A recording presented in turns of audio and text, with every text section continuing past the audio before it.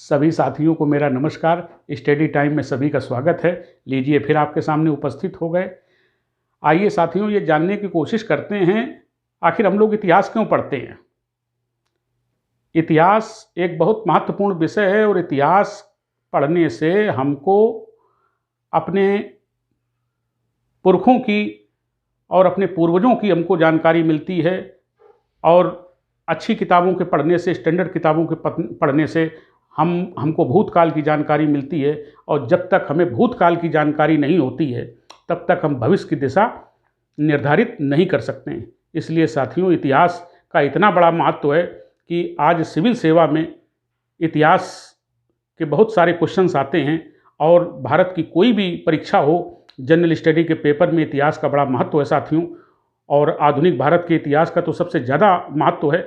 तो आइए इस समय हम आपको अंग्रेज़ों के द्वारा लागू की गई भू राजस्व प्रणाली यानी भूमि टैक्स, जो लागान वसूली है, उस पर क्या क्या टेक्निक्स भारत में अंग्रेज लाए, उनके विषय में समझाने का सिलसिला चल रहा है।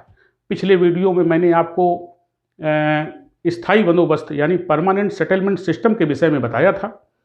आज हम इस वीडियो में आपको अंग्रेज़ों के द्वारा भारत में लागू की गई समस्त भू राजस्व प्रणालियाँ बताएंगे, कब कब कौन कौन सी लागू की गई। दूसरा, स्थायी बंदोबस्ती के अलावा जो दूसरी प्रणालियाँ हैं उसमें कौन कौन सी खास बातें थीं, ये बताएंगे। और कुछ नए शब्दों का, कुछ नए पदों का जन्म हुआ, कुछ नए लोगों का जन्म हुआ अंग्रेज़ों की इन भू राजस्व प्रणालियाँ लागू करने से, वो भी बताएंगे साथियों। तो बने रहिए हमारे साथ। और आइए हम शुरू करते हैं कि कौन कौन सी भू राजस्व, वो समस्त भू राजस्व प्रणालियाँ वो कौन कौन सी थी। सबसे पहले प्रणाली आती है इजारेदारी व्यवस्था। इसको इंग्लिश में भी इजारेदारी व्यवस्था कहते हैं। ये 1772 में भारत में वारेन हेस्टिंग्स के द्वारा लागू की गई। दूसरी प्रणाली है स्थायी बंदोबस्त, इंग्लिश में कहते हैं परमानेंट सेटलमेंट सिस्टम। ये 22 मार्च 1793 को लॉर्ड कॉर्नवालिस के शासन में ये लाई गई। और तीसरी है रैयतवाड़ी व्यवस्था। इसको भी रैयतवाड़ी ही व्यवस्था, रैयतवाड़ी सिस्टम कहते हैं। ये 1820 में लागू की गई। ये दक्षिण भारत के हिस्सों में लागू की गई। और चौथी है मालवाड़ी व्यवस्था। ये उत्तर प्रदेश, पंजाब और सिंध प्रांतों में लागू की गई। और ये 1822 में लागू की गई। तो ये 4 भू राजस्व प्रणालियाँ ये भारत में लागान वसूली के लिए ये लागू की गई। और इनसे साथियों कुछ नए पदों का, कुछ नए शब्दों का सृजन हुआ, उत्पत्ति हुई लोगों की। वो कौन से नए शब्द हैं? जैसे पहला है ठेकेदार। आज सब लोग, बहुत से लोग हर क्षेत्र में ठेका लेते हैं। कोई मकान बनाने का ठेका लेता है, कोई इलेक्ट्रिक का ठेका लेता है, कोई कारपेंटरी का ठेका लेता है, कोई लोहे के काम का ठेका लेता है। आज ठेकेदारी व्यवस्था खूब फल फूल रही है। तो ये ठेकेदारी शब्द की उत्पत्ति और ये ठेकेदारी पद का सृजन साथियों अंग्रेज़ों ने किया था और भू राजस्व प्रणाली के अंतर्गत किया था। अब किस भू राजस्व प्रणाली में ठेकेदारी का जन्म हुआ था, ये अभी हम आपको बताएंगे। बने रहिए मेरे साथ। इसके बाद एक दूसरा शब्द आया लंबरदार।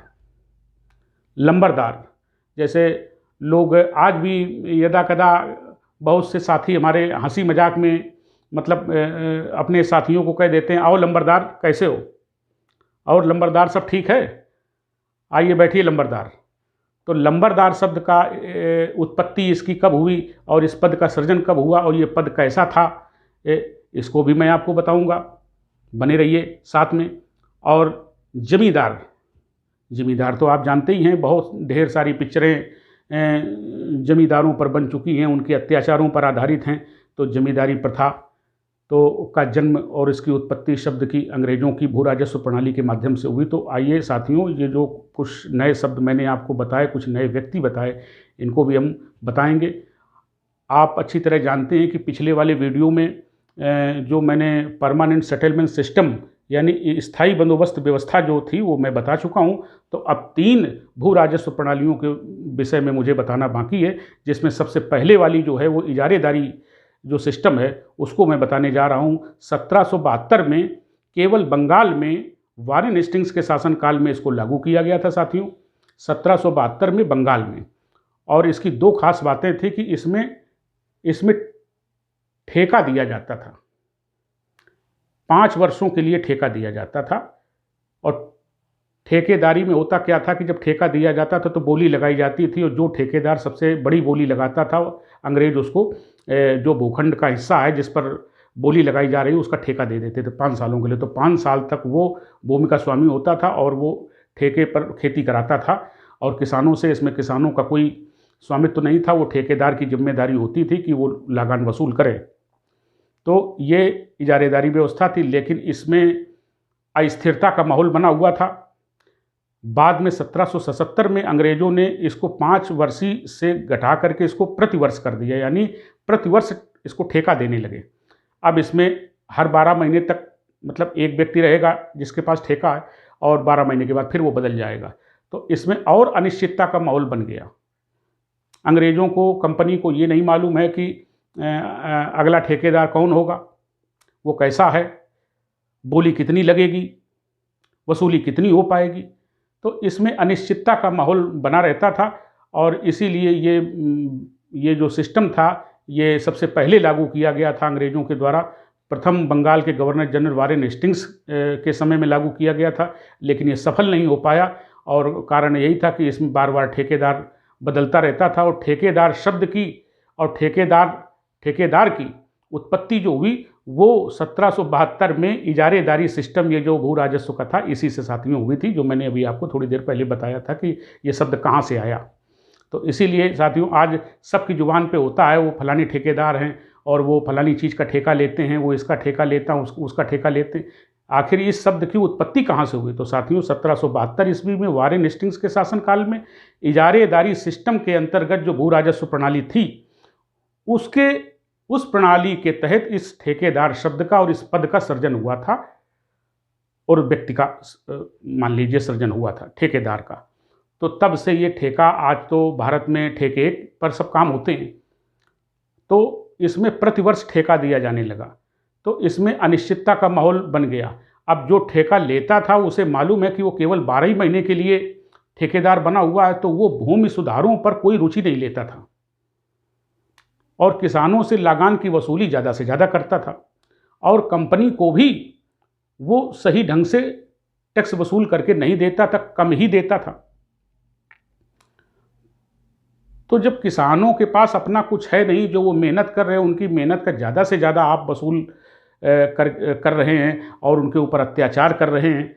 जब अत्याचार हुए, उनके पास अपना कुछ नहीं है, तो वो कर्ज लेते थे सेठ साहूकारों से, बनिया महाजनों से कर्ज ले करके कर्ज में डूबते चले गए और किसान कंगाल हो गए। तो ये प्रथा भी अच्छी नहीं थी, और इसके बाद में बंगाल में लॉर्ड कॉर्नवालिस ने स्थायी बंदोबस्त की व्यवस्था की।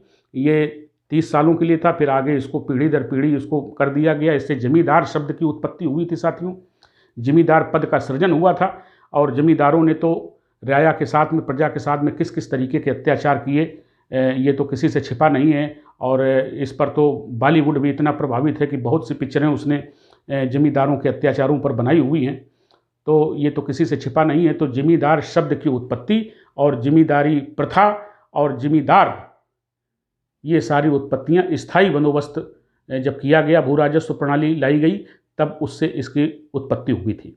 तो ये चीज़ मैं आपको पिछले वीडियो में बता चुका हूँ, अब इसको बताने का औचित्य साथियों नहीं बनता है। अब हम आगे बढ़ते हैं, रैयतवाड़ी व्यवस्था क्या थी इसको जानने की कोशिश करते हैं। तो ये, जैसे आप जानते हैं कि 3 प्रेसिडेंसियाँ थी शुरुआत में अंग्रेज़ों की।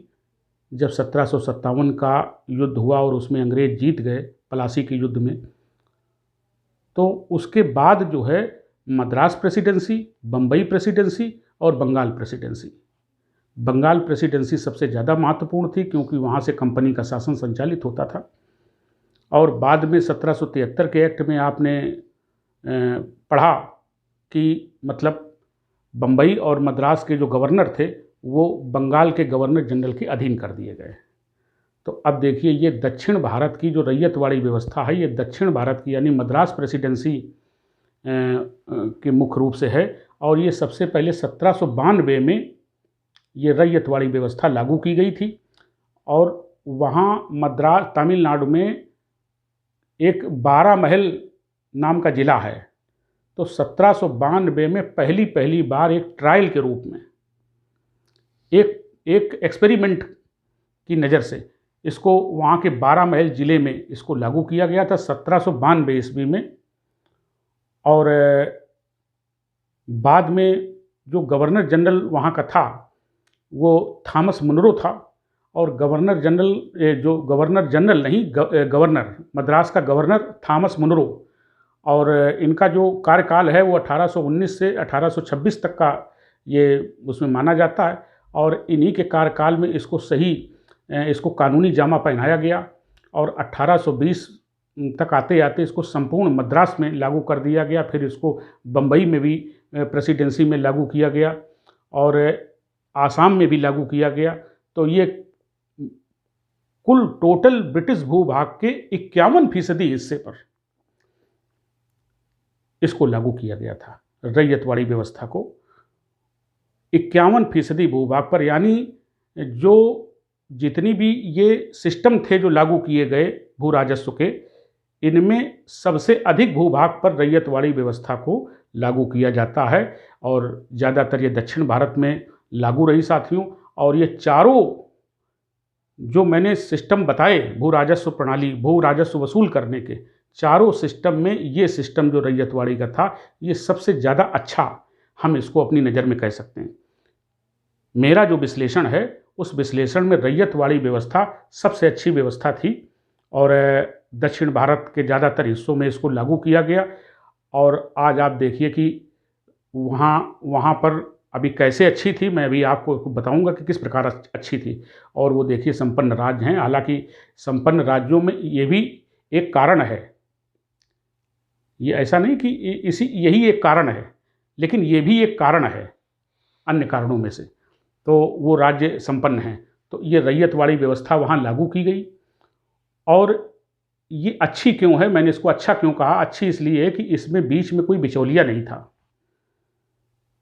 मैंने अभी आपको शब्द बताए, ठेकेदार, लंबरदार, जमींदार, ये क्या थे? ये बिचौलिया थे।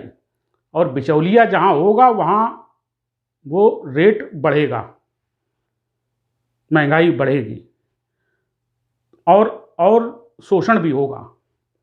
तो ये जो रैयतवाड़ी में जो समझौता किया गया था वो कंपनी सत्ता जो थी, कंपनी की सत्ता ईस्ट इंडिया कंपनी, उसने सीधा किसानों से समझौता किया था।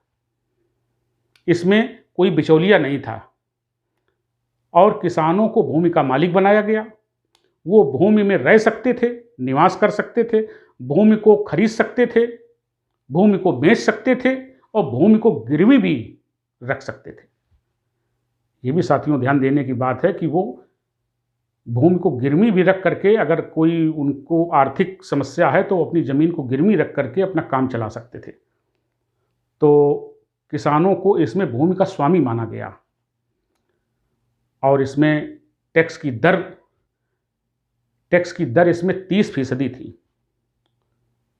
मात्र 1/3 टैक्स की दर थी। और इतनी कम टैक्स की दर जो है वो किसी भी सिस्टम में नहीं थी। अंग्रेज़ों के न तो महलवाड़ी में थी और न ही वो स्थायी बंदोबस्त में थी और न ही वो इजारेदारी प्रथा में थी। ये सबसे कम टैक्स की दर थी। तो किसानों को स्वामी माना जाना और टैक्स की दर इतनी कम होना, इसमें बिचौलिए का न होना, तो मेरी नज़र में ये रैयतवाड़ी व्यवस्था सबसे अच्छी थी। और यही कारण है साथियों कि वहाँ वो जो दक्षिण के राज्य हैं वहाँ जो संपन्न हैं, तो उनकी संपन्नता का ये भी एक कारण है कि वहाँ किसानों की स्थिति बहुत अच्छी है। तो आप देखिए शुरू से ही इस तरीके का वहाँ पर रहा है और ये किसानों के हित में है और इसमें कोई बिचौलिया नहीं है।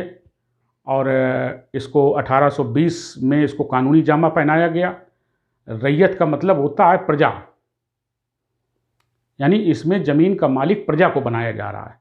इसमें बिचौलिया नहीं है, सीधे समझौता किया गया। कंपनी ईस्ट इंडिया कंपनी समझौता कर रही सीधे किसानों से।